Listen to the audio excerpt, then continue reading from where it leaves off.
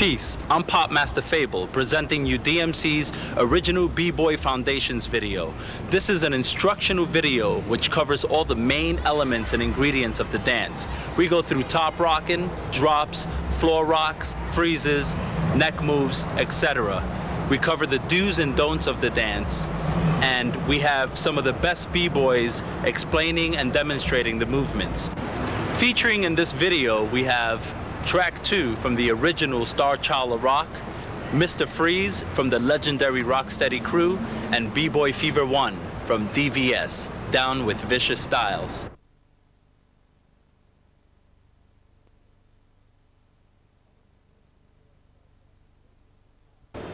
Any true B-Boy starts off his dance with top rocking. The way we're going to demonstrate these moves is through phases. Top rocking is the first phase. You top rock, you go down, and you do your footwork. Top rocking is a very vital part of the dance form. If you don't top rock before you go down and do footwork, you're not really b-boying.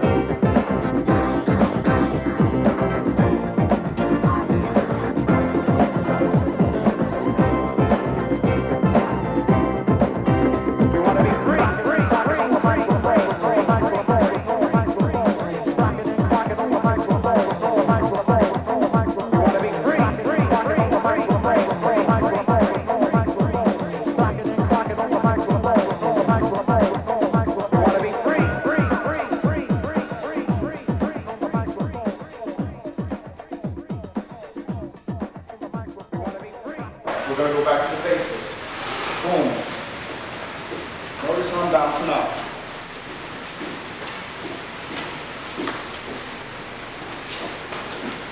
And you switch over the movements every once in a blue moon. You don't have to just do this. You can throw your feet around. While you're doing it, it's a sense of balance. Plus, it gives you that attitude, that swagger. Okay? And at that same time, your heels never touch the floor. That's what gives you that funkiness about it. That's what gives you that bounce to it, that height to it. Your heels never touch the floor. You know, the hands of the balance, whether you tilt to the side, you know, you start to create movement just like Mr. Freeze just explained to you. You know, it's just attitude. If you want to spin around with it, you know, play with it. Heels never touch the floor, ever. That's where you get the funkiness of it. All right? And at the same time, you listening to the music, to the break beat that a DJ is about to turn. Okay? And that's the whole attitude of it. It's a whole swag as an attitude that you have to do it with.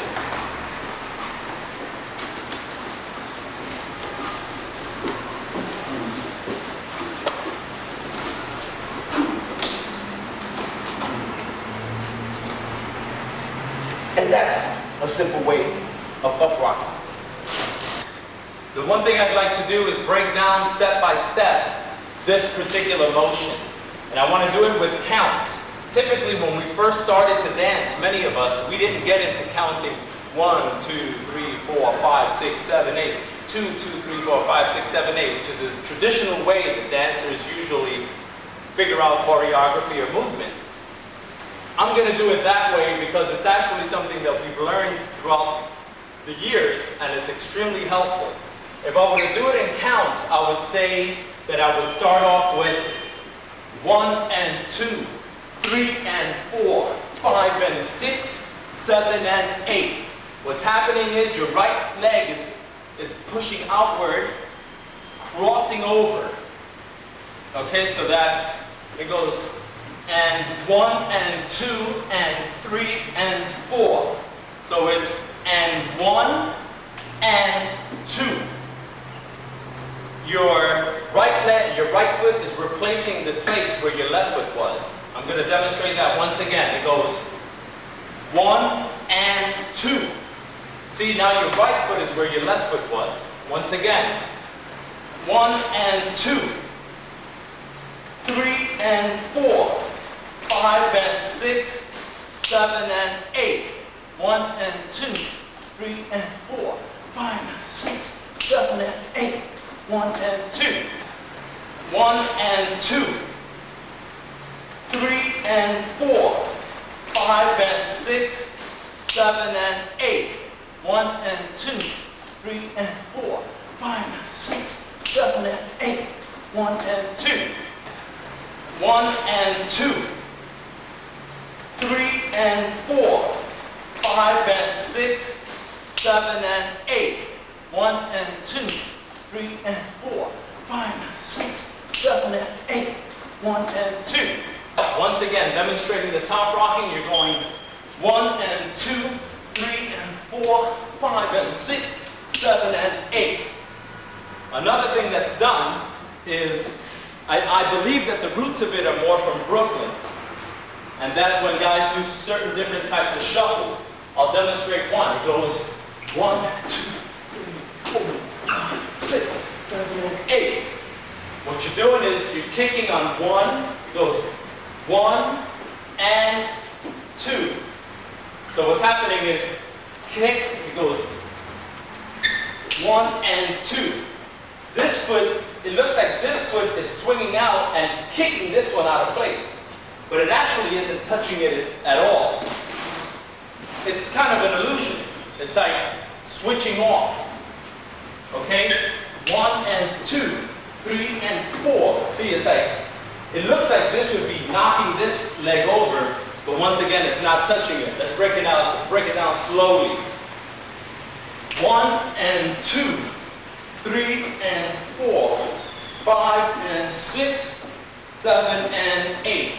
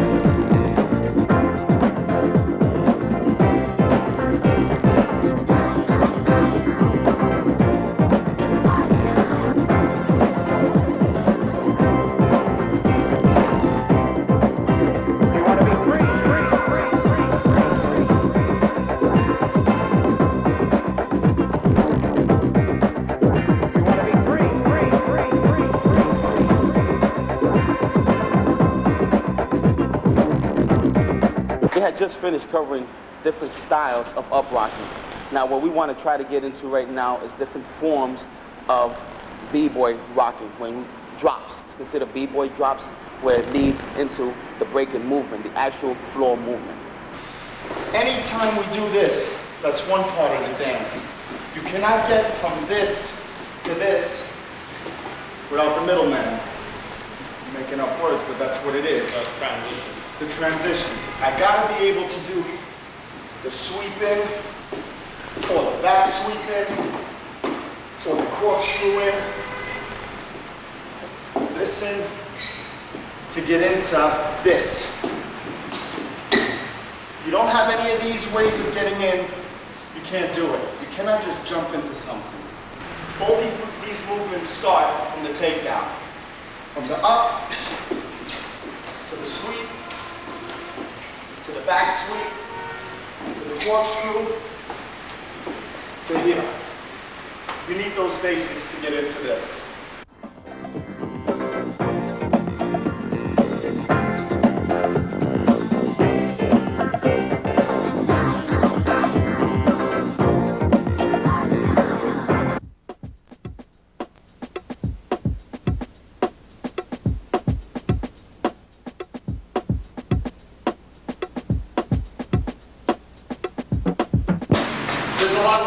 Going into footwork, your basic footwork. Your basic takedowns would consist of sweeping into it this way, which I'll demonstrate right now.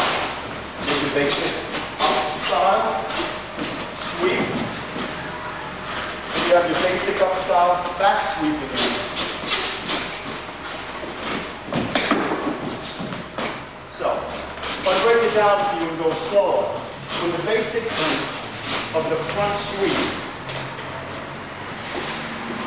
is almost always how we started our footwork. If we wanted to flip it a little, we went backwards. Okay? Yeah. Continue the footwork.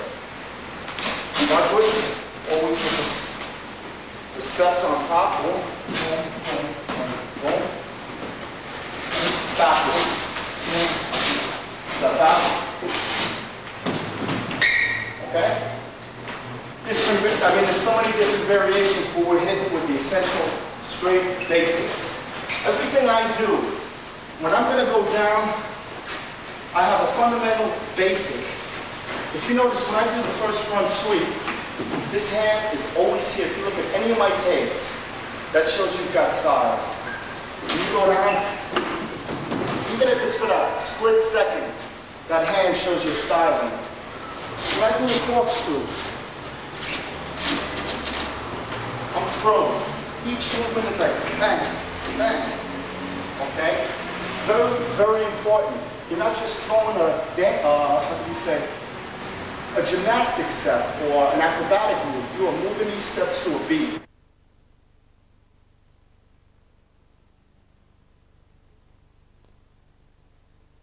The basic that Freeze just explained on how you went from up rocking, okay, to the variations of dips, where it takes you from one format of the dance, now it's going to take you to the more creative version of the dance, which is the basic 6 steps. Now, when you get into shuffles, whether it be side to side, whether it be kicking out with both legs, this is where each individual's creativity starts to occur. Okay, that's what adds flavor. Flavor meaning what each individual brings into the dance. Okay, whether it be, like Freeze just demonstrated, knee rocks, which is a flavor, which is also a basic footwork move. Okay, now, again, it goes to each individual. What can they bring onto that dance floor? Shuffles, their creativity. We know who's going to be original, you see who's not. Okay? This is basic foundation moves that we're trying to explain, and then you could use your own creativity to take it to that next level. Well, we're going to hit into the basic 6th step of the footworking on the floor. Okay? So what Faber was doing, 1 and 2, 3 and 4. Okay? You have fun with it, it's try. Try to enjoy it.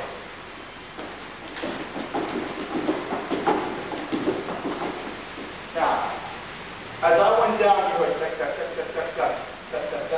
That's 1, 2, 3, 4, 5, 6. 1, 2, 3, 4, 5, 6.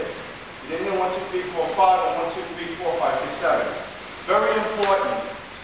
Your beat. I'm going to make the beat.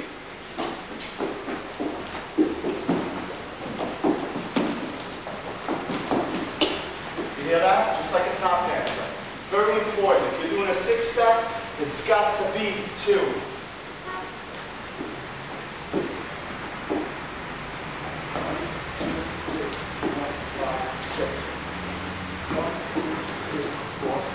6.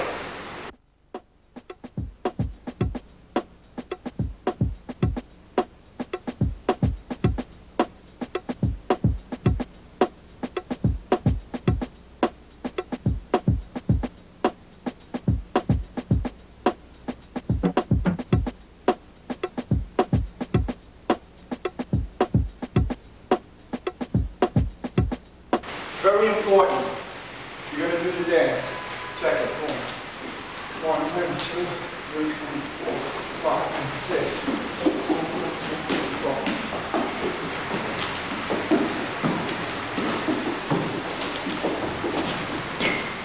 1, 2, 3, 4, 5, 6. I'm going to sweep over.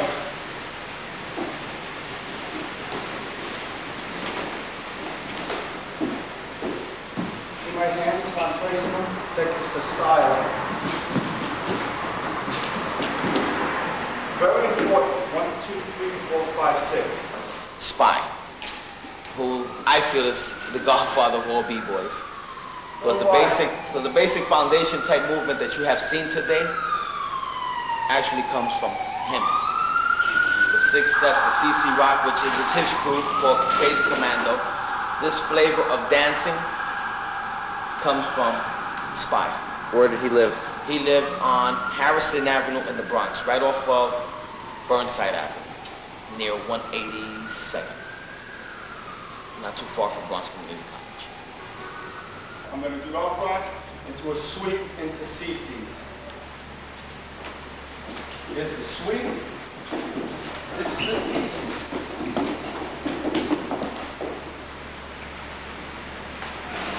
Going into the sweep. Sweep is right here with my legs sweeping.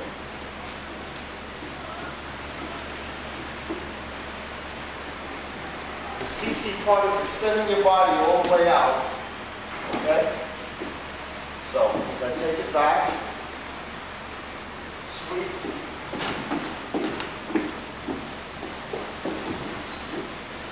Extend that body. The more you can extend it out, the better you're doing it.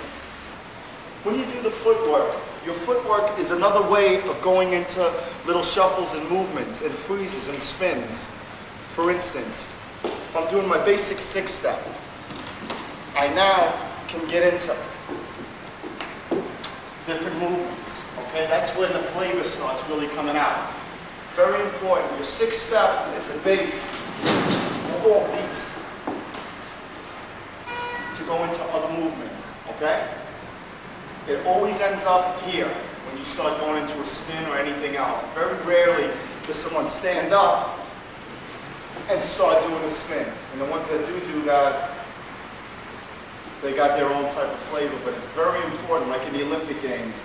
I do seminars around the world, and I was just speaking with track earlier today. There's the basic compulsoraries. If you don't do the basics, you can't win. That's how it is there, Jackie Beck. There's also other types of basics that I could show you. From the 6-step, there's plenty of movement like this that back in the days was done. The track is going to explain what these movements are. We would do these little steps to our opponent in order to, to tell them like, ha, huh, making fun of them. What's important is if you do them right, they look great. If you don't do them right and they're sloppy, they won't look good. Every movement in your footwork has to be as clear as possible.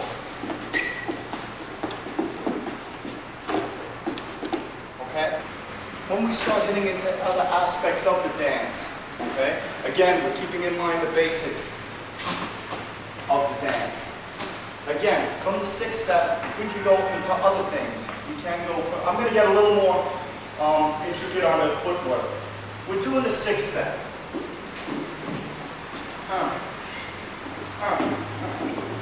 Boom. Continue it.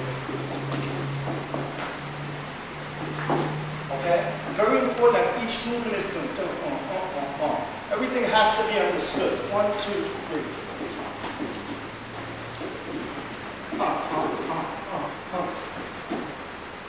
Those movements got to be crispy. If somebody that sees you from Utah, when it gets Utah people that don't know what's going on with the b-boy dance and they applaud for you just because you're spinning on your back, it's not good enough. You got to be respected by the people that are interested in the dance, okay? Not by people that just clap because you're doing stupid moves.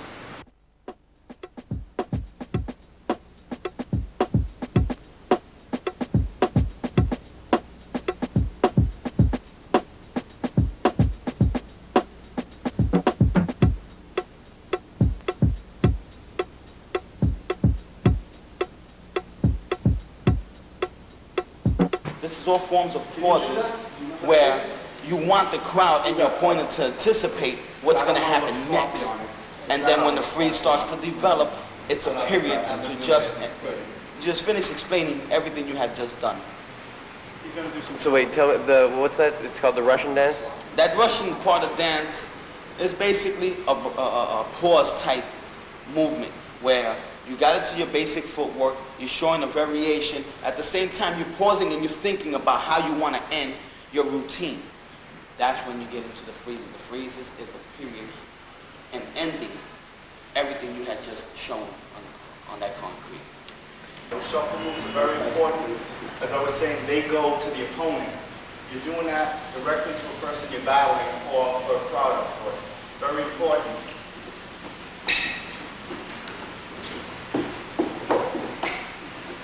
You could flip right into it. Boom, boom, boom, boom.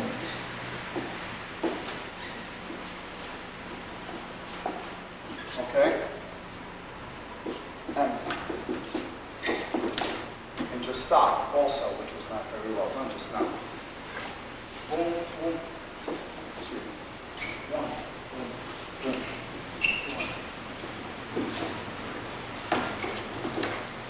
Okay, just stop it.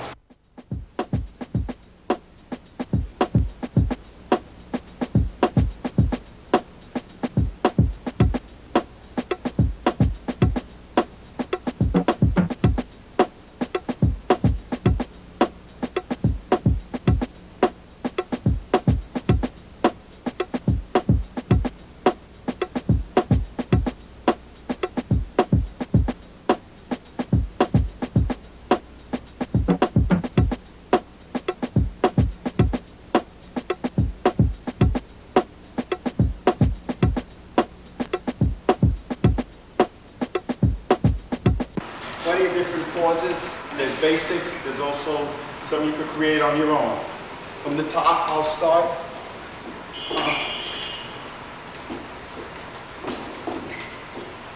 Boom, boom, pause. All types of different pauses you could do. Same thing if you corkscrew down. Then go into your movements. Very important. There's another good one that they used to do back in the days in track. We'll definitely back me up on this. Anyone would. They used to clean their shoe. I didn't do it with flavor, but it's just to show you the movement. Boom, boom, boom, boom, boom, boom. You see? Rush this way. Very simple movement. You turn it into your own flavor. From here. Turn, in your shoe. Go back into the sixth step. Basically what I'm going to demonstrate now is I'm going to go from a regular top rock. I'm going to use the front sweep and go into some shuffles.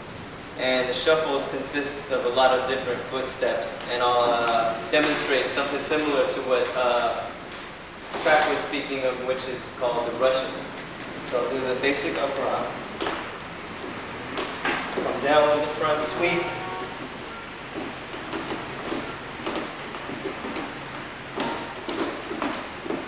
This way, we're staying above our feet and we have a bounce.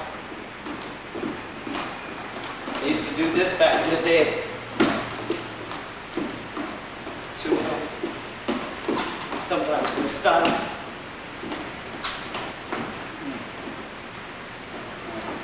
Okay, so what I'm going to demonstrate now is what we call sweeps or swipes. And this is an extension of the dance or part of the shuffles that go along with the footwork.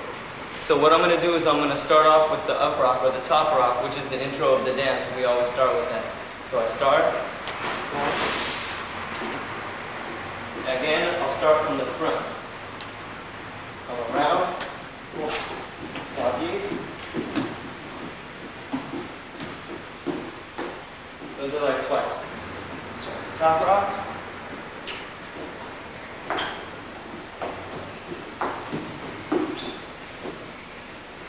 Okay. Now I'll do it a little bit faster.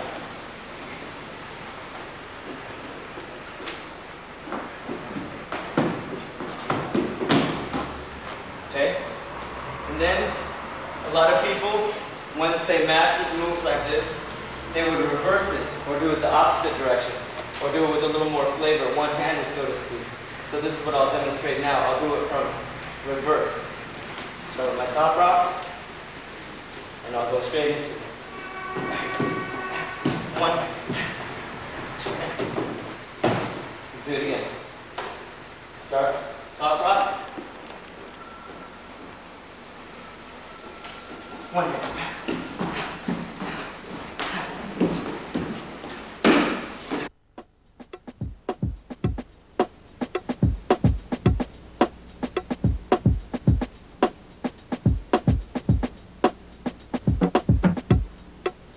What I'm going to do now is I'm going to demonstrate the move called body rolls.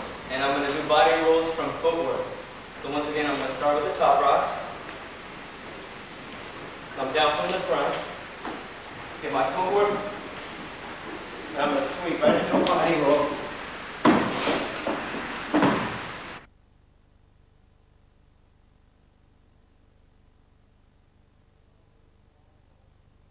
There's another way from the body roll, which gets a little more intricate, which deals with the neck move, but I won't do a full neck move. I'm just going to do half a neck move.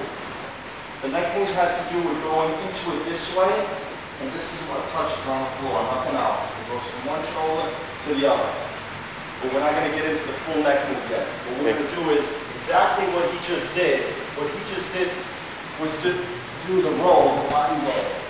Okay?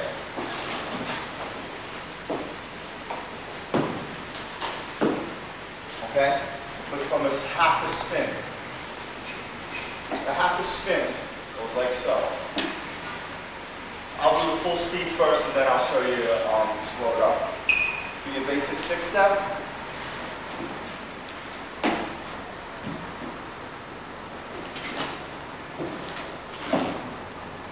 All that was is a half a neck move.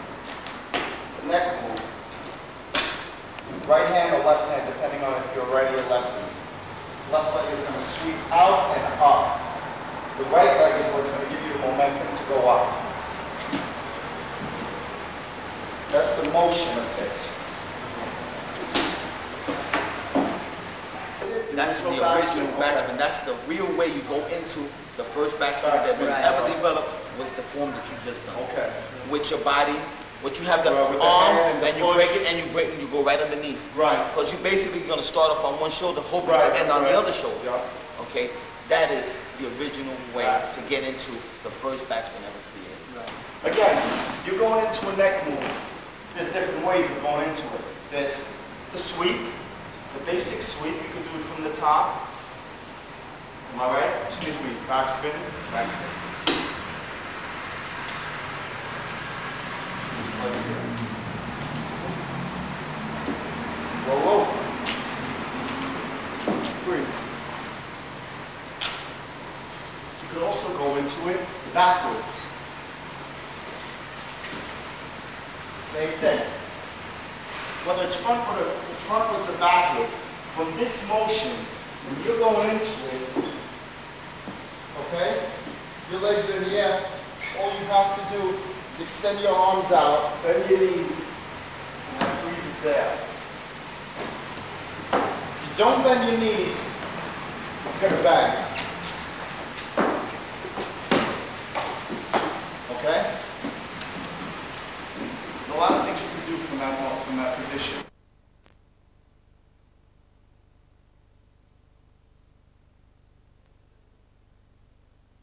There's different variations of freezes, of course.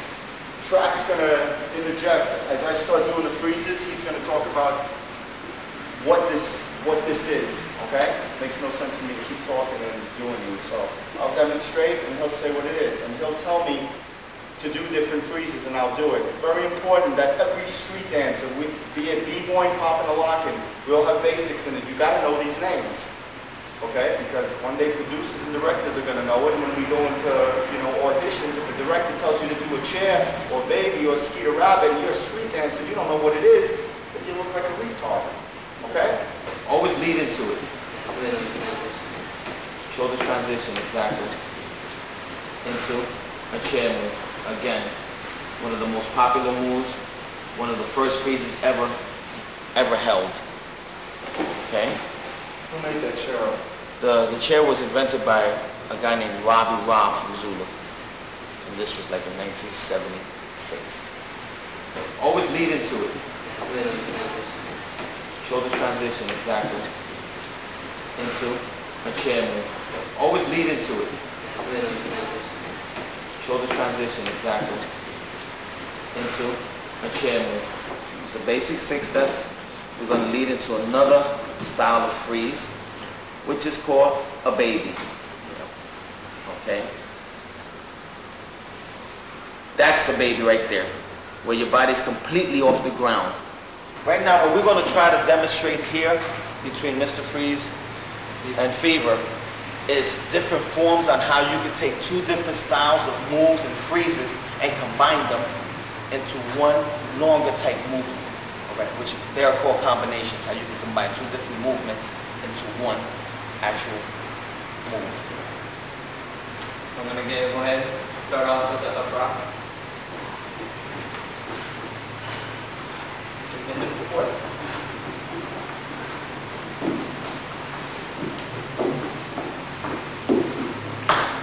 Chair.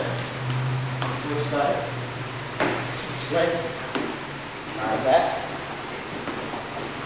Babies. Father babies. Walk the babies around. Switch.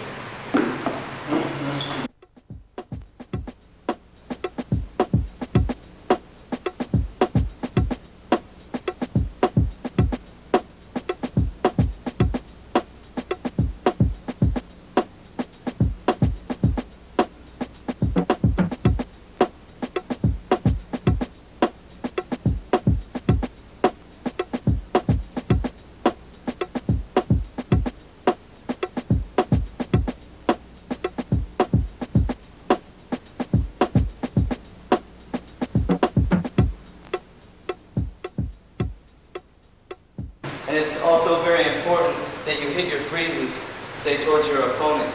Because when we're dancing, and back then it was very competitive, and we would battle and go against each other to see who can be on the higher level. So basically, when you're doing your freezes, try to hit your freezes facing a certain direction. So basically you're telegraphing your freezes. So what I'm going to do, I'll go into my top rock. This time I'm going to go into my footwork from behind. Okay? We're rocking. Now as I throw my shoulder down, step, I'm going to end my freeze towards the camera. See, I telegraphed it to go directly towards you. Or if I'm calling you out, I'm going to be pointing at you as if it's your turn. Even like rocking both sides shows you that you can snap, Nice. snap, snap. You can switch. Snap, snap, snap. Really nice. And the creator of these reverse chair moves was my partner, Boz.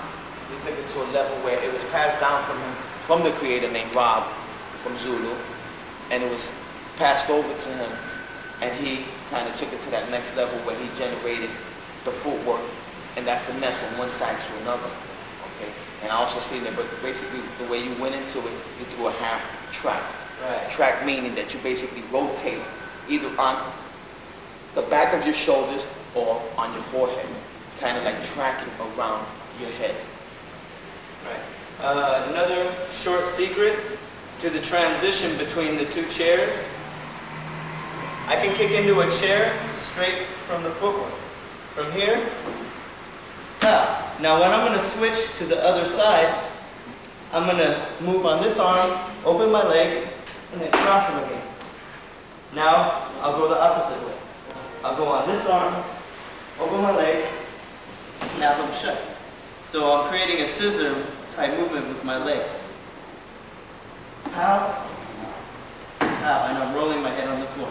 Keeping my head on the floor, my back arched, my hand here is keeping my balance. The farther you arch your back, the more balance.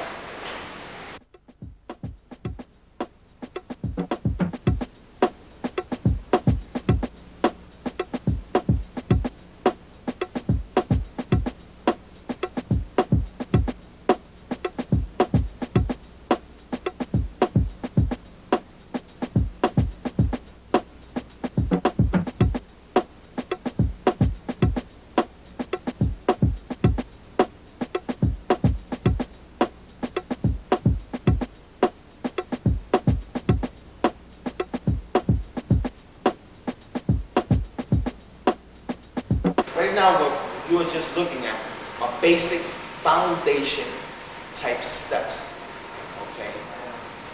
From the basic top rock, from the way we dip to lead us into our floor type b-boy, okay? You're gonna see different flavors. You know, flavor meaning each individual, their originality, their creativity. That's where flavor comes from. When you see them add something different to something so simple. Okay? You can see somebody do a chair move. Okay? But not two people are going to do it the same way. Each individual is going to have a little flavor to it.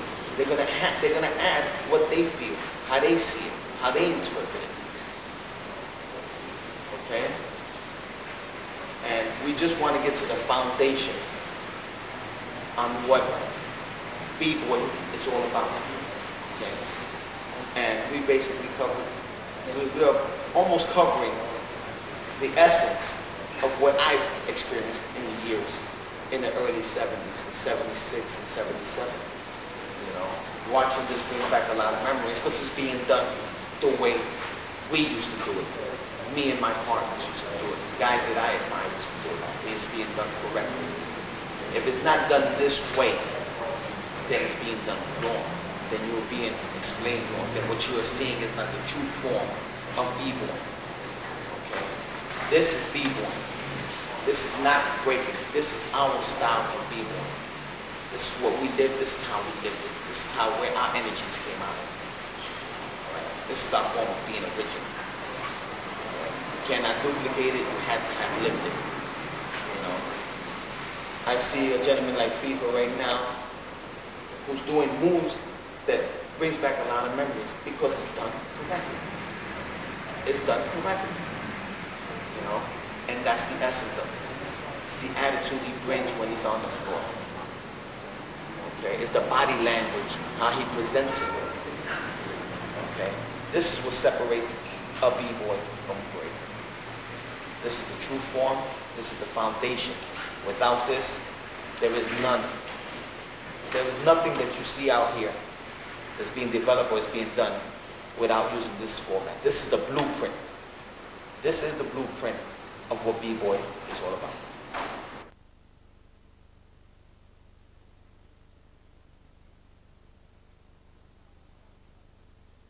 Right now, what we want to cover is the second level of what we left off at. Again, this is going to be the advanced stages of the basic move that we had just done. Okay? We're going to go into tracks and bridges. Alright? Tracks was originated by myself Okay? The name does not come from my name.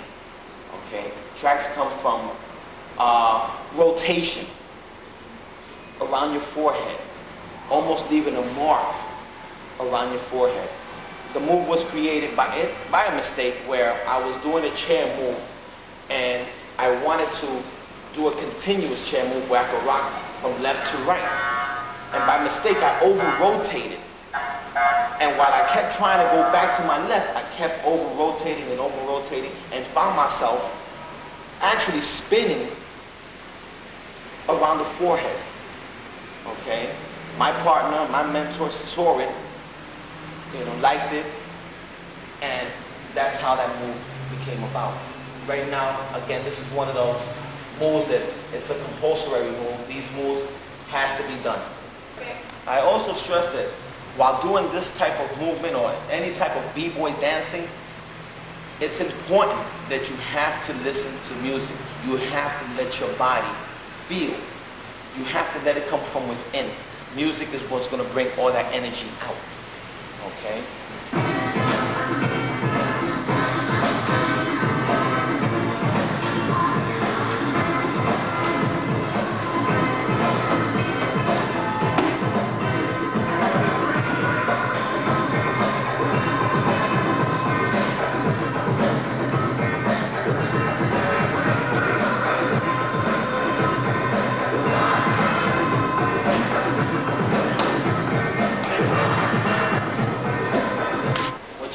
Right now is how one move led into another. It's a combination move, but how one mistake while trying to practice one move led you into creating another move. Okay? And it goes by being unselfish when you have a partner who really wants to help you and how you can feed off each other. Between me and my partner who mastered the chair move led me to believe that what I had just created was something that fits me. That was mine, and I couldn't have a better person to demonstrate exactly how it was done and how it should be done. So what I'm going to do from here is I'm going to go down into the footwork position, but I'm going to go straight into a chair. And I'm going to do it very slowly, showing you the positioning of my elbow on my stomach, then moving to my back when I'm arched, almost in the bridge position. So the up rock again, start here, go straight down. Now watch my hand. As I place it here, I'm going to catch my stomach with my elbow. And okay, right here, the placement of the hand where it supports the body is very important. Okay? Because what's really holding the heavier part of your body is your arm. I mean, look how awkward it looks. If it's done incorrectly, you could break your wrist. You could bruise an elbow, you could bruise a rib here. Okay? Take it to the next level. Okay? Then what I'm going to do is I'm going to go to the other side, and I'm going to place my other elbow underneath my stomach, just like I did before. I'm going to switch over. Right here, the legs catch. The legs right here is what's carrying the body over to the other side. And the head. Okay, the head is basically support, okay, and it's going to allow you to rotate evenly. Okay, keep in mind, the legs is what's going to turn you around, and the placement of the arm is what's going to keep you balanced. Okay. Right. Okay. Now rotate all the way around here. I'm going to go straight into the air trap. Tap. All right. Always keep it in balance. Okay. That's good. So I'm going to start off a slow reversion now of the run that I just demonstrated, starting with the top rock. Top rock. I'm going to go into footwork from the front now to one chair. This one. Switch. Now I'm going to go into the tracks.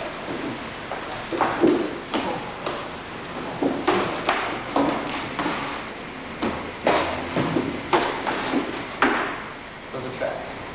So I'm going to start off a slow reversion now of the run that I just demonstrated, starting with the top rock. Top rock. I'm going to go into footwork from the front now one chair. This one. Switch. Now I'm going to go into the tracks.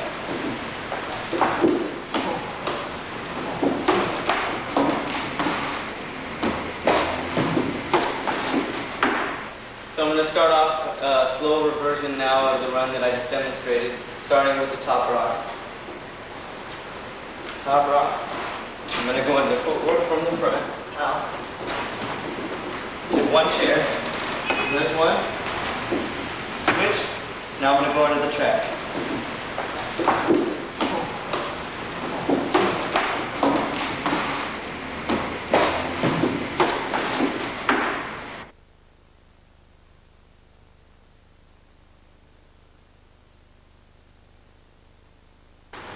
Now, basic bridges, all right, should be the next format of Now I can do basic bridges from many different positions. I can do it.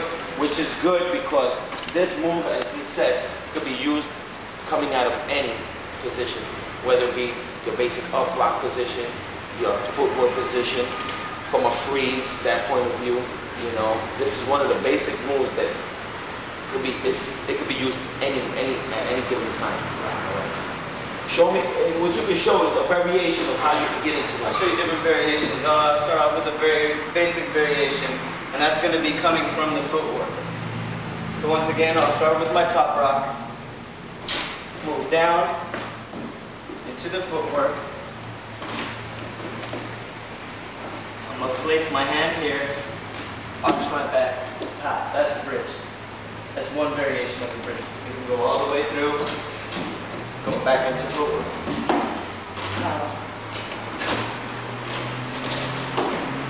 That's one bridge. Into the footwork.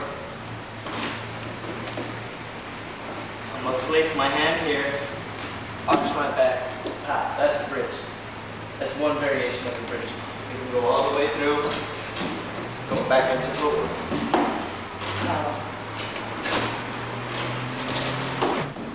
Into the footwork. I'm going to place my hand here, arch my back. That's a bridge. That's one variation of the bridge. You can go all the way through, go back into footwork.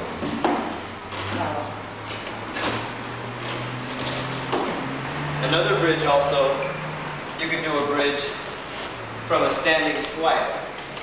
A lot of people do this from the up rock position. And it's another variation to go from the top to the bottom with an automatic freeze. So what I'll do is I'll start with the up rock. I'm going to swipe from the top onto my hands into a bridge. The move that he's about to do right now is another form of a drop, okay? But at this point, a freeze is being used first instead of last, all right? Normally your freezes come at the end of your break point of style, all right? Now, at this point where he's gonna use a bridge from a swipe, which the swipe was created by a friend of mine named Spy from CC Group, which is known as Crazy Commandos. He invented this move in the late 78, about 78. It was the first time that I have witnessed it. So go ahead and demonstrate from the up rock.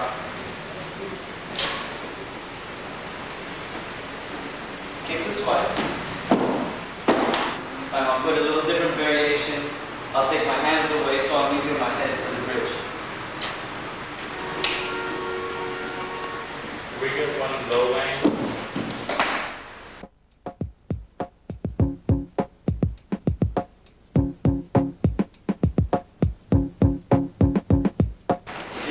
Standing swipe, basically, I generated it from a basic top rock. And when we were doing our top rocks earlier, you may have noticed that we were doing a kick out like this. From the step, I'm going to hop back and then kick out. That's where I got the swipe movement from, was that original basic. And that's why learning the basics is so important, because they're keys and roots to open up doors to the next moves that you're going to learn as the dance progresses. So this is the movement from the up rock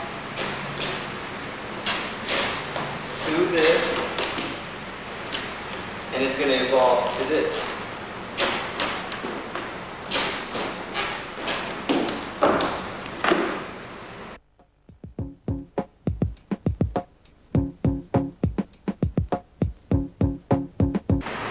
I'll do one more bridge out of the backspin so you can see another variation and also see how it works very well as a freeze.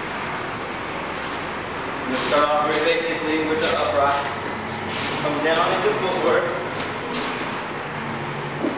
throw my backspin, and then freeze into the bridge. Now, what he just actually done was show you two forms of bridges using two different styles. Okay, you have one which was a backspin, which was created by another friend of mine, one of the original Rocksteady members. His name is JoJo. Okay, he created that move in 1977. That's the first time I've ever witnessed it, and he done it in the battle. The way he just formed it was exactly the way it was meant for it to be done. Okay, these are basic moves that lead you into variations of freezes. Okay, what you're watching now are blueprints set to maybe the air moves that are being done now. What we want to try to show you right now is the basic blueprint steps.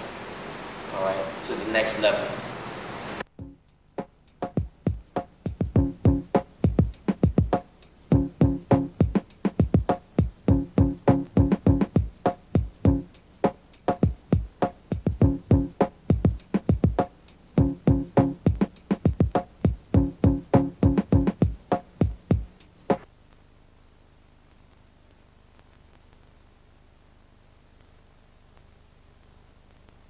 This move that he's about to do was created by another personal friend of mine. At the time he was going to junior high school 118. The guy's name is Swain. He's a member from Zulu Kings. At the time they were known as Zulu Kings. And the only way that this guy could ever do this type of move was strictly on concrete. Okay? He could never do it in the gym. He could never do it in the hallway. The only time that he was most comfortable on doing this type of move was on concrete. And it was simply basic footwork, kind of planted itself on his head, almost basically like a handstand, and just kick this leg to make him rotate straight up and down, horizontally, or was that vertically? Vertically. Vertically. Where his body stood vertically, and as he split like a top. Okay? Very hard move to be done on concrete without any protection, but that's how we used to do it, because that's what felt right to us. Okay, so once again, I'm going to demonstrate from the top rock going down into footwork, straight into the one-shot head spin.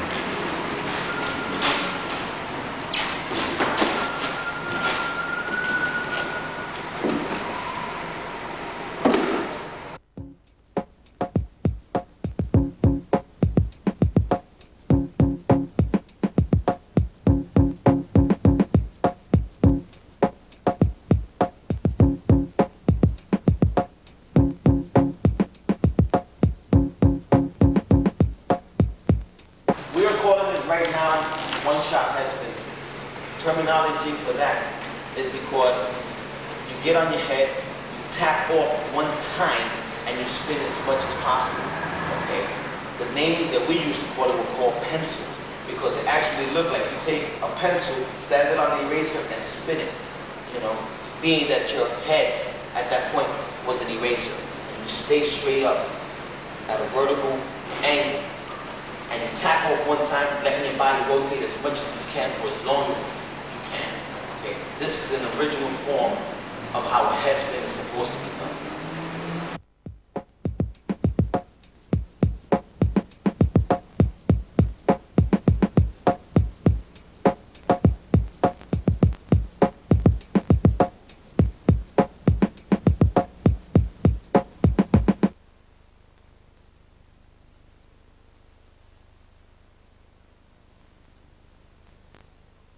I'll demonstrate versions of swipes. So I'll do two-footed swipes, tapping swipes, and one-footed swipes.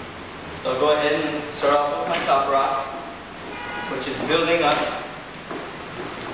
Just go down on the floor.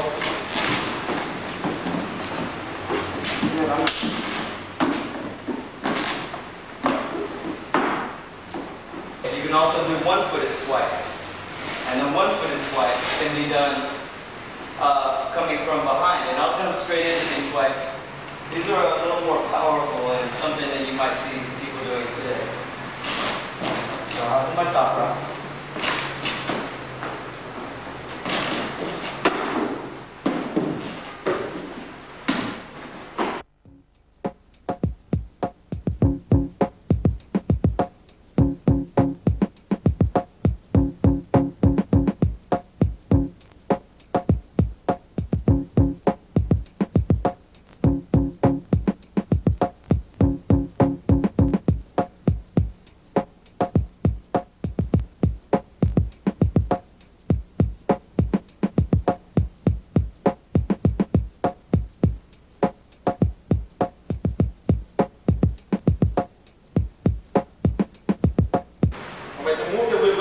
Right now is a basic butt spin, okay?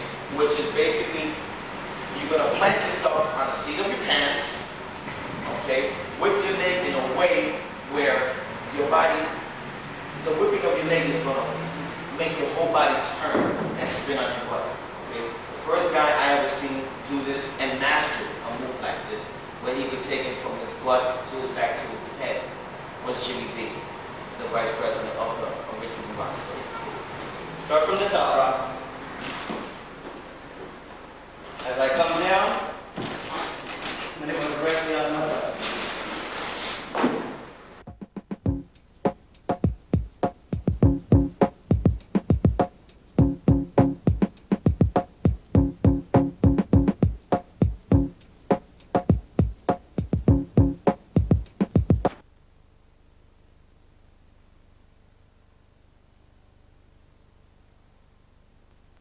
Now, again, this is a more advanced type step created by a friend of mine, Jojo.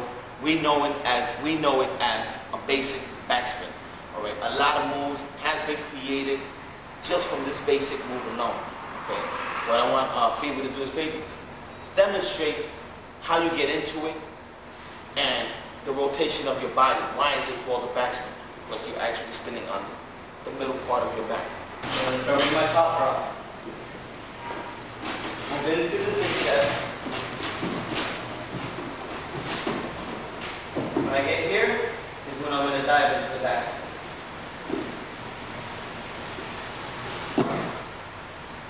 See, everything that he does it has to be through momentum. Your body has to push you in that direction. All right, it's the momentum of the way you want to go into a move. All right, that's a key. Very strong key in whatever move that you do, whether it be your basic footwork, okay, your swipes, your butt spin, everything has to come from the momentum of your body.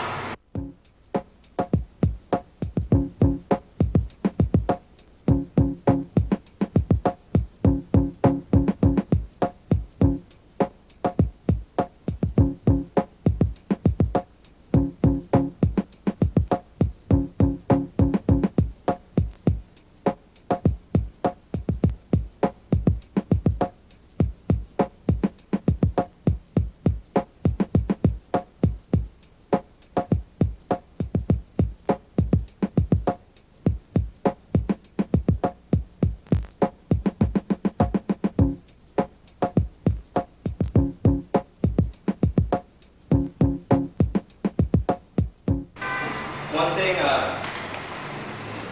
might want to show or add was another variation of that same backspin, but instead of diving through with the arm, which was the original way they did it then, it's by grabbing yourself and positioning yourself like this, the same way we were doing the chairs and the babies. We're going to put our elbow underneath our stomach, so we'll be able to use a push-off with our hand this time, which will help us create a little more momentum.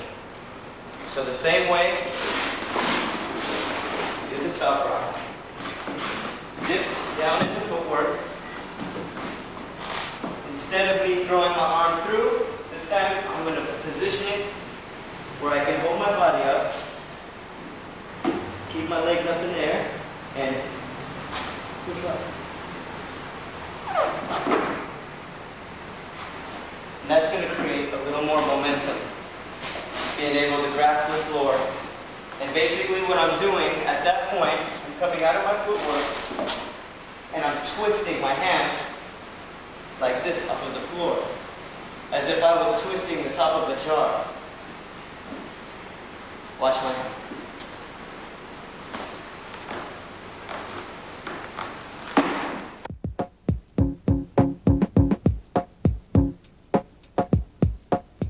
Basically, what I'm going to demonstrate now is how to use the momentum of the centrifugal force to gain speed. And this is by keeping everything wide and spread open and pulling in and using the centrifugal force to make everything tight and spin faster, which is actually physics. So, start with the top rock, come down into the footwork, open up real big.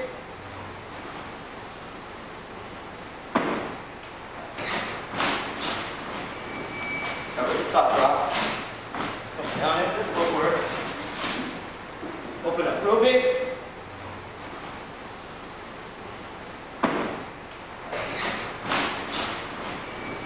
Start with the top rock, come down into the footwork, open up real big.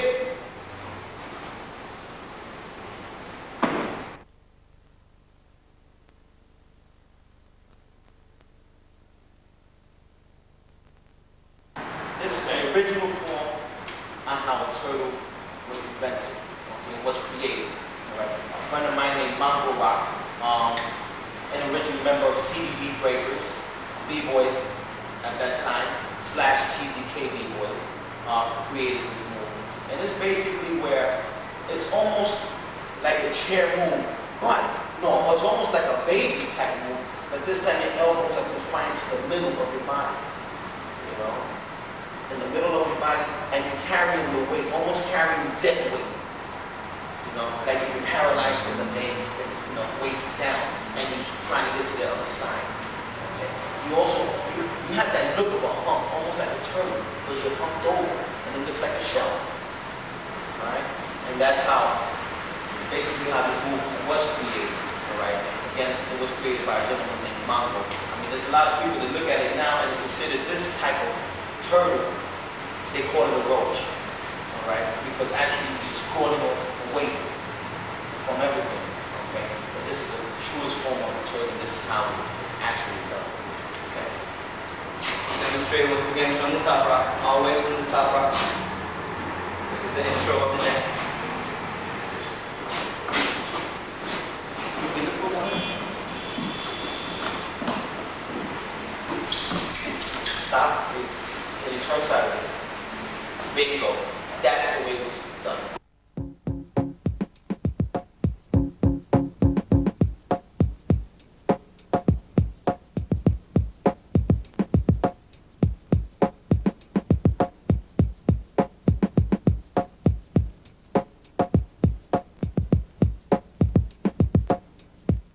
Original form of the turtle, which is dragging your lower body as if it was paralyzed across the ground. And then I'll lift my legs up into the air to what people now call the turtle. So I'll show you how it evolved. Start off with the top rock once again. Go down into footwork.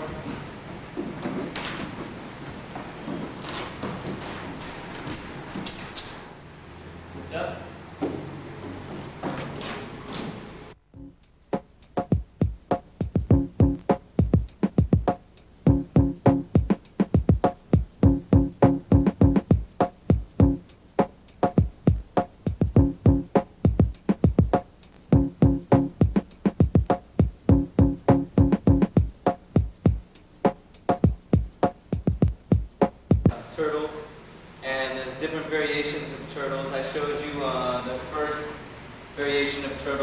when I dragged my legs across the floor, and when I went backwards, I picked my head up off of the ground and my feet off of the ground. So the only thing that's supporting my body is actually my hands.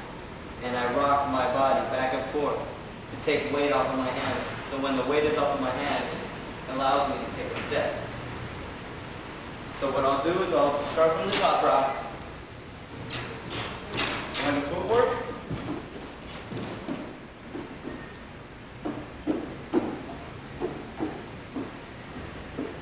Walk backwards. I can turn around, walk back the other way. What I'm doing, I'm leaning all my weight onto this hand, so I can take a step, leaning, leaning. So I'm leaning on each hand, enabling me to take these steps. What I'm going to demonstrate here is another variation of turtles, which goes in circles. And one name that everyone may be familiarized with is Buck 4. May him rest in peace. May he rest in peace. He was known as the Turtle Master, and he had so many different variations of the turtle. I'll demonstrate one which goes in circles. Running with the top rock. And then footwork.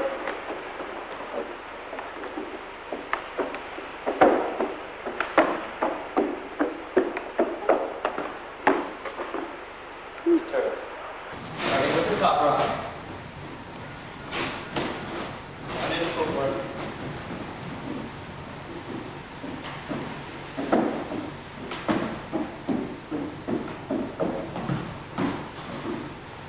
Turtles.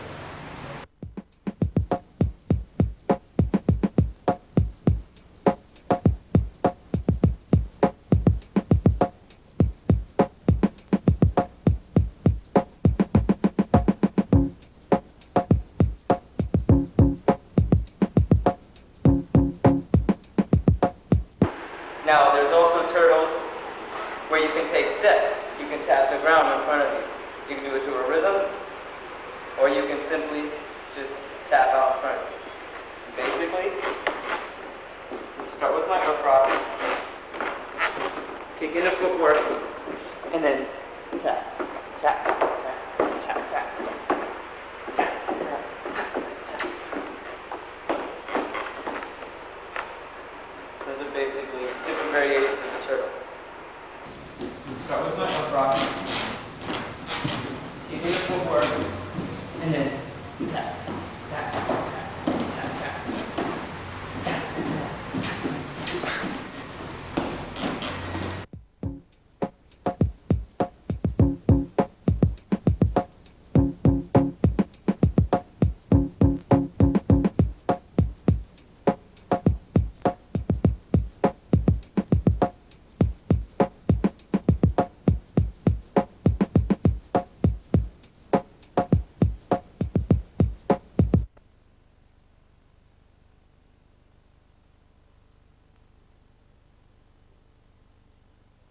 This is called a float. The original name to this move is called a float, and then we're going to show you how it evolved into what's known as the hang glide now. Okay. All right. And the originator to this move was a friend of mine, who right now I won't see him. He's doing 25 to life. He's an original TVB member, and his name is Weedy. I'm going to go from the basic top rocks into a CC style of footwork, which is the elongated style of footwork, into a float.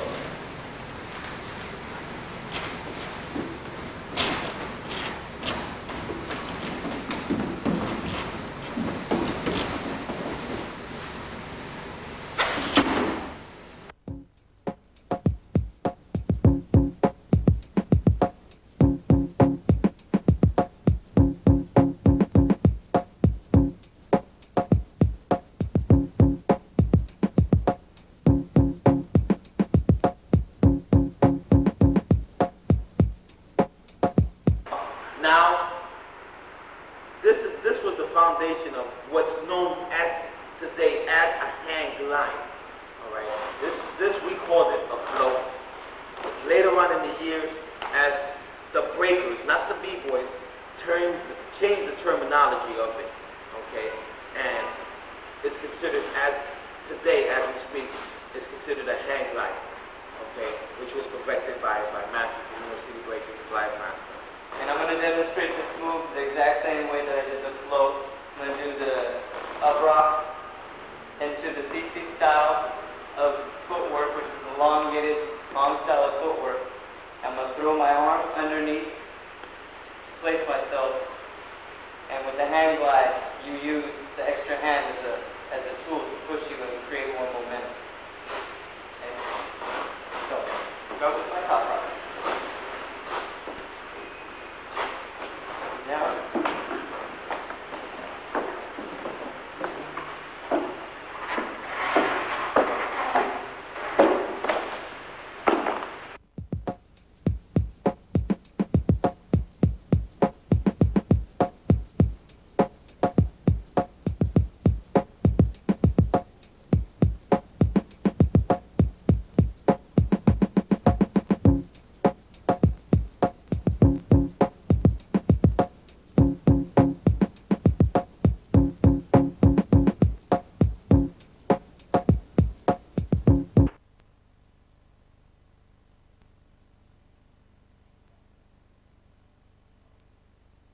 Backspin is the move that he's going to do right now, which was created by Crazy Legs, you know, a rock steady member.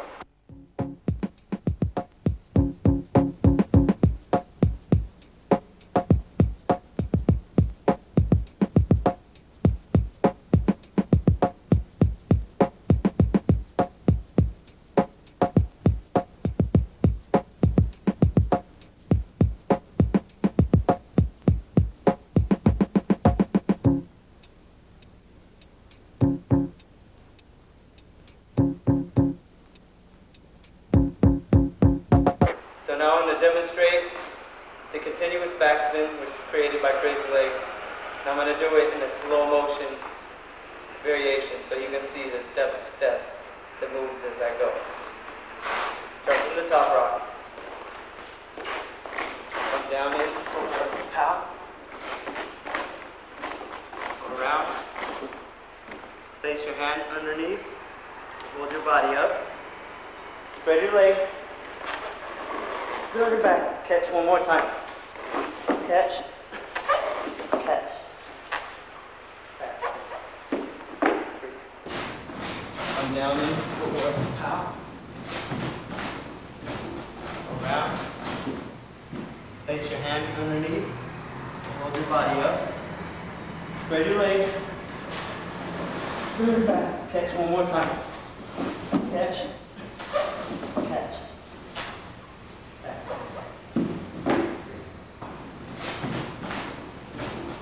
Around. Place your hand underneath. Hold your body up. Spread your legs. Spread your back. Catch one more time. Catch. Catch. Back.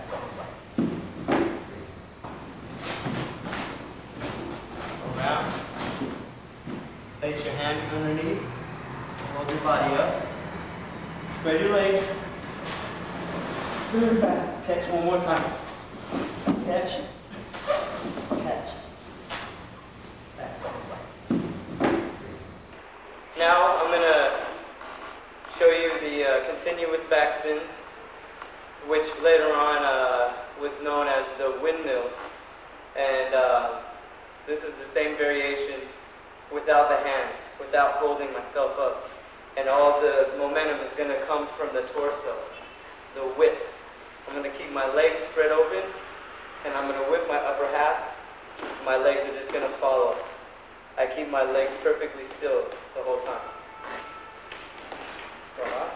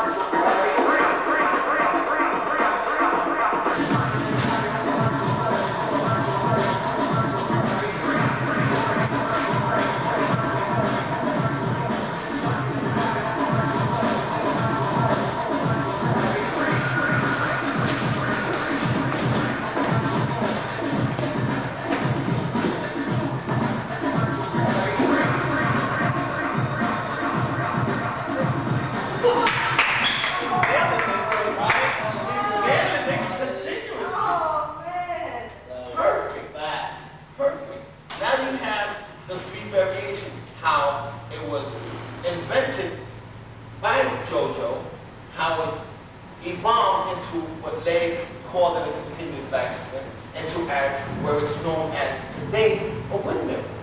All right, we have the cycle, the evolutionary form of how it was made, how it was developed to the form where it's being used as today. And he nailed every one of them.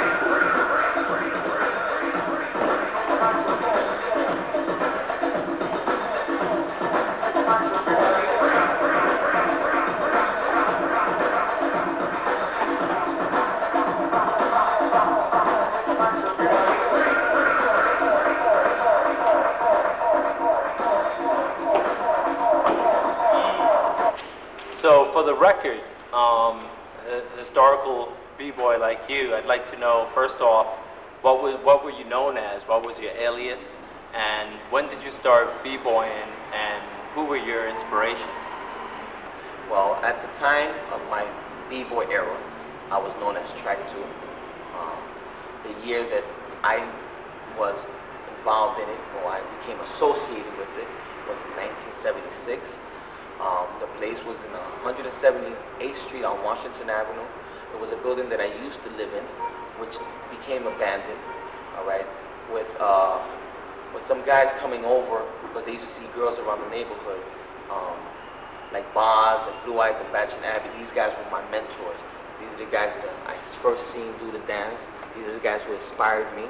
These are the guys who nurtured me, all right. Boz took me into a room one day in late '76, because I was so anxious to know, you know, and so anxious to do it. From the first time that I ever seen it, I was already creating things in my mind. We go into a room, he shows me the basic, at the time was like 4-step type of footwork that we were using. It took me about 15 minutes to learn how to do that. Within that half hour, that hour that we went by while we was in that, stuck in that room, I already was developing new moves. All right, he's seen something in me that I didn't see in myself. He kind of always tried to bring out the best of me. All right, I was also involved with his brother, Bobby Lee, Vinny. You know, they were all part of Salso. You know, they were still part of Salso, even though Salso, at the time, was started to fade away. You know, which was the later part of '76. You know, they still wanted to do it. They felt the essence of doing it. You know, they got guys like myself and Mongo, you know, to get involved in it. You know, they seen the potential we had. They nurtured it. You know, they exposed us to the type of environment we're going to be surrounded with. You know, the type of feedback, you know, all good b-boys supposed to get back. You know, if you're doing it correctly. You know, they took the time to stay there and practice with me hours after hours after hours. You know, kind of develop my skills. You know, these guys are, I consider the founders.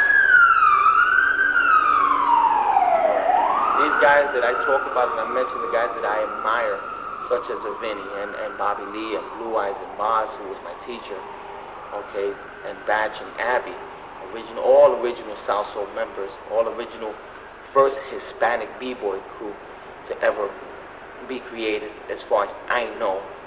You know, I was honored to be taken in by them, you know, as a student, you know, and for them giving me the opportunity to express myself willingly and freely, you know, without never putting any doubts on me, without putting any negativity on me, you know, and then the respect that I try to earn from them. And once I heard my name coming out of their mouth, where I wasn't even at a level where they're at, and I don't think I've ever been or I would ever reach that level where they were at. Just to hear my name coming out of their mouth was an honor. If you had a message that you would give the youth out there, anyone, the youth that are interested, be it B-girls, B-boys, or male or female that are interested in, you know, learning this dance form, what piece of advice would you give them? If you had to summarize it in one sentence. One sentence? Or one phrase. Okay. The true essence of being a B-boy, okay, is done from the heart. It's no way profitable. It's no way marketable. Because it's a feeling. This is something you have to live. It has to stay with you from the first day you see it to the day you die. That's the true essence of what a B-boy in hip-hop really means to me. And that's the only thing I would love to pass on to the next generation. It's an experience. It's gonna last. It's a culture. It's something it's gotta last with you. It's something that you have to live and breathe every day. You know, it's something that you can't take it in one day and forget about it tomorrow. You know, if you really want to know the essence of what it really means, then you have to find it in your heart. You know, you have to go back, maybe get a little knowledge of it and what it meant to us, kind of like broaden your mind on how to accept it the right way, not just accepting it for the way it's being exposed now. B-Boy Fever 1, you know, I know a little bit of your history, you know, and I'd like you to share basically when you started dancing, you know, your name, who you were down with, and who your influences were. I started dancing in late 1982. It was in the summer of 1982, right before school started. And previously to that, the year before, I was being exposed to poppers and lockers that were going to school with me at the time, that would have battles at school in the hallways. We'd have like little dances in the hallways, and I used to see the poppers. It was more popping, really, battling each other, you know, and I was very intrigued by the way that they would compete against each other to music, and they were dancing to funk, something that, you know, caught me in my heart, something that I was very into. But as far as learning the dance or having patience for it, it wasn't really down my alley. So when I was exposed to b-boying, it was in the summer after school in 1982, and that was something that just caught me by storm, because it was the martial art look and the gymnastic look and the physical element of the dance is something that I just really felt that was for me. And I was seeing TV shows that would feature the New York City Breakers and Rocksteady and Rhythm Technicians and so on from New York, and I just was really into the New York style of dancing. We had kids from around the way that had relatives in New York that would bring back tapes from radio shows in New York and styles and fashions, and even the dance. And that really, really proved to me that that was the direction I wanted to go in, was the New York style of dancing. So that's when I started, and when we went back to school in 1983, there were even more kids that were being exposed to it at the time through the media. So it was more like a phenomenon now, where people were coming in and saying, yeah, well, I'm doing this now, and people were starting their own crews. People in my neighborhood and we got together with kids that we had always hung out with, and we made a crew called the Grandmaster Breakers, which was influenced by Kung Fu flicks. And at the time, they called me Shorty, because I was like the shortest one in the crew. But you know, later on, as my skill level got a little higher, you know, I decided I wanted to change my name. And one of the reasons why I do call myself Fever now is that there was a club in New York back in the day called The Fever that I knew a lot of the b-boys used to go and catch wreck at. A lot of MCs used to go there and do shows, and I've also heard other b-boys use the phrase as "I caught the fever." You know, there was something about the dance that, you know, just made me catch the fever, and I couldn't get rid of it. You know, and that's how it took on to me. So that's the way I came about the name. My name is Freeze. Well, they call me Mr. Freeze. The first time, for instance, I was born in New York, in Manhattan. I was raised in Paris, France. First time I came to the United States, I was approximately 6 years old. First time I ever saw the dance, the b-boying. I don't know if we could call it b-boying. It was in 1970 at 161st Street in Anderson Avenue. There was a DJ, he had his music plugged up to the lamppost, and I distinctly remember, when I was like young, I was the only white kid in this neighborhood too, and they were dancing, they were doing a lot of robot movements and a lot of funk, just freestyle funk dancing, and I distinctly remember this one brother that just hit the floor and stopped. I mean, it's nothing like what it is today. I'm not insinuating that someone, you know, might have started before, but what I am saying is, I remember 1970, which is great that it was that year, because I always believe that things happen for a reason. I got to see someone do an actual freeze on the floor, a stop. Then someone else did one. And for several years, that started happening, and I got involved with it. Little Lep is a very small young man, and he was older than all of them. I'm 34, I think he's 36 or 35. Anyway, he kind of took me under his wing and didn't teach me every movement, but showed me basic fundamentals of this dance in order to do it, because I didn't know about it, which I thought was fantastic, because when I think about it, back in those days, nobody really taught you anything. I learned and created and was a part of learning from the creators in New York, which were, you know, Bronx boys, whether they were of Latin, Latino, or Black. I didn't learn in Africa, and I didn't learn in Brazil, and I didn't learn in Canada or Utah. I learned in the Bronx. That's where the dance started. If we get into the other dances, popping and locking and boogaloo, and that started in California, Fresno, California. That's something totally different. So my whole thing on this dance is the way it was is the way it is now. It's changed a little bit and got a little more intricate, but the cycle's happening where it's going back to the basics. It was at the basics. And then people started doing a lot of spins, continuous backspins and head spins, and the dance started to get lost. So jazz dancers and producers and everyone would say, oh, look at that, look at these guys, they're just spinning on their head, why don't you clean the floor over here?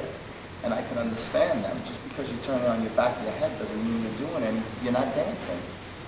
First and foremost, we are dancers, we are b-boys. The B standing for the break of a record, when we used to always dance back in the days.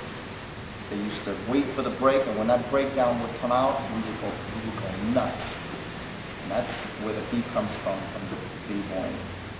The breakdancing terminology, we use it sometimes because everyone knows that it's breakdancing. Who started that? What idiot started it? I don't know. I have no idea. You know, it's all a part of the culture, so I'll just keep to the b-boying. It started in the Bronx, and thank God, you know, that people do it all over the world. How did I start? And what's my history? Well, the first time I saw b-boying was around 1976 or 77, and I was 11 or 12 years old at the time, and it was in Spanish Harlem. I was born and raised in Spanish Harlem in New York City, and there was a gang on my block called the Spanish Kings and the Savage Samurais. And they had younger brothers, like the young kings and the baby kings. And there were the young samurais and the baby samurais. So the baby kings and the baby samurais were the guys who would do the b-boying. You know, the older brothers were into other stuff, and the younger cats would go at it and battle each other. So the first time I really saw the dance, I saw it at what we called the street fair. They would block off the street so cars can't pass, and set up music. DJs would come out with 2 turntables and a mixer and a big, you know, piles of speakers, and they would start playing music. And at the time, you know, we were really into the break beats, which are still used till this day in a lot of hip hop songs. They're looped. Now, when I first saw it, I was amazed. I was like, wow, what are these guys doing? The Baby Kings eventually became known as a crew called the Down Boys crew. And they were from 117th Street in Manhattan between Lexington and Park. And some of them were from my block, 123rd Street between Lexington and Park. And that was pretty much my first exposure. And then my sister used to go out with a guy called Tito, and he used to DJ for a very famous graffiti artist called Phase 2. And Tito's name at the time was Fly T, and together they had a crew called the Wicked Wizards. And Tito used to take me up to the Bronx to watch them rehearse, and sometimes he would take us to watch them play out in the yards, in the plazas. So I was exposed to the Bronx b-boys around this same era, you know, 76, 77, 77, 78. And the movement was very similar. To me, it was like Spanish Harlem was just a heartbeat away anyway. We were right across the bridge. I didn't develop as a great b-boy, but I really got into graffiti instead once I met Phase 2. So my history is one where I started off similarly to you know, some of the older guys who got into breaking. The only thing is I didn't really stick to it. But I've been a witness to it for so long that I do feel that I'm an authority on the subject and a historian regarding the movement. So what eventually happened was around 1980, I got into popping and locking, which are dance forms that developed on the West Coast. See, the East Coast had the breaking, up rockin', Brooklyn rockin', top rockin', whereas the West Coast, like Los Angeles and Fresno, Los Angeles pioneered the locking movement. You might see Rerun doing on What's Happening. It's a dance form that a guy called Don Campbell originated.